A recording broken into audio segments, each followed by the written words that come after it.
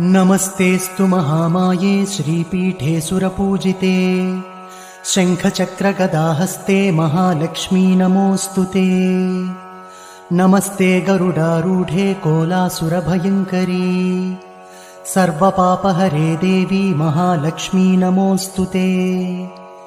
सर्वज्ञे सर्ववरदे सर्वदुष्टभयङ्करी सर्वदुःखहरे देवी महालक्ष्मी नमोऽस्तु ते। सिद्धिबुद्धिप्रदे देवी भुक्तिमुक्तिप्रदायिनी मन्त्रपूते सदा देवी महालक्ष्मी नमोऽस्तु ते। आद्यन्तरहिते देवी आदिशक्तिमहेश्वरी योगज्ञे योगसम्भूते महालक्ष्मी नमोऽस्तु ते। स्थूलसूक्ष्ममहारौद्रे महाशक्ति महोदरे महापापहरे देवी महालक्ष्मी नमोऽस्तु ते।